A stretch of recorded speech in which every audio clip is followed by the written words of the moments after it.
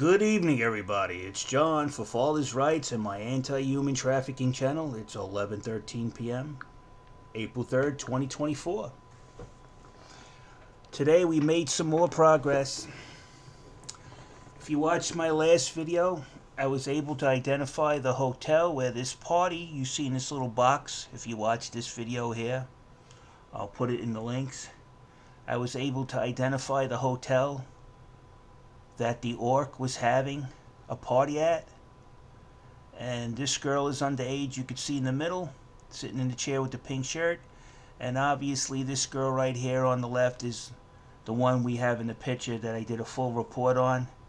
She's the girl that was impregnated at 13, 14 years old by a 29, 30-year-old guy. And I believe these are the parties where these guys are coming to and meeting these young girls. And where I found out where they're having the parties, I was able to identify this building over the orc's head. And this is the place. Alright? It's the Radio Hotel in New York City. The orc is Dominican. And where they had a hotel party, this is area is called Little Dominican Republic. The owner of the hotel, who I don't believe is involved, but remember Kanika Jenkins? I don't think they should be having hotel parties with young people, because Kanika Jenkins was found dead in one of their freezers because there was no adult supervision there. And plus, if there was an adult, in this case, they were up to no good.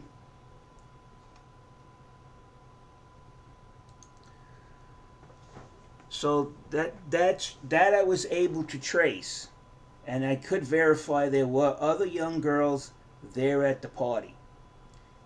Again, you could see here where the arrow is on right here. You could blow it up, and you could see there's a young girl sitting in that seat. She can't be no more than 11, 12 years old. Okay. She was at a party at this hotel with the orc. This girl on the left, her name is Adriana. I do believe she met her rapist at this party, or one of these types of parties. But we're not finished there. My mother-in-law died not this February, but February of last year. She had an apartment.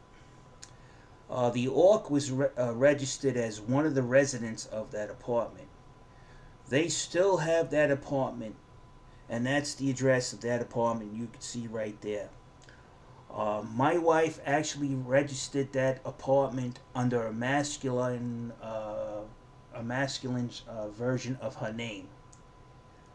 And I found out about it. So I texted her and I said, hey, why is my last name, because that's my last name of my family, posted on a Section 8 apartment in the Bronx? And I told her, my family doesn't want to be involved in what your family is scheming up there, or whatever purpose you're using that apartment for. We want nothing to do with it.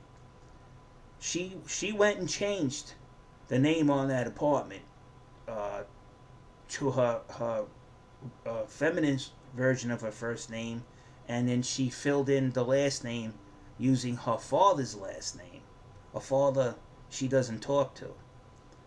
My wife's a product of a broken home and a domineering mother. So now I suspect that since the orc also is listed as a resident at this apartment, that they're actually using this apartment now to throw their little parties. And if any of my viewers live over there, I'm saying don't directly go over there and confront them. Get your camera out and start filming who's going in and out of that apartment. You might save a child's life. You might save a child from being tortured. soon as I mentioned that apartment to my estranged wife, she rushed to go change the name on the apartment. So that action right there tells me there's something going on there. And my wife fully knew about what happened to this girl over here, Adriana. She knew full well. And going by New York state law, if you know a child has been raped or abused in any form of way and you're over 18 and you fail to report it, you're on your way to prison. And the best part of it, my wife tries to play the victim because I told her, stop neglecting my child or I will remove you from the home, which I did. She said she fled. Yeah, fled after I told you to get out, after you stole from me and you were neglecting my child. And both, the first, the robbing me, of course, that's first source. But neglecting my child actually came from a third source. Okay? It's bad. I'm telling you guys, it's really bad in New York City. CPS is powerless to do anything. They just constantly keep opening cases on my daughter and closing them. Opening cases and closing them. My daughter's now suffering from when I look at my daughter, the propaganda that's being pumped through her head by her mother is actually causing my daughter to have depression and anxiety, and it's actually giving her a form of PTSD.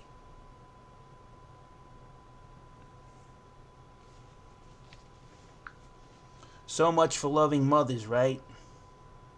A loving mother knows another child's been raped and doesn't do anything, and then they expect you to trust them with your child. And on that, I'm out of here.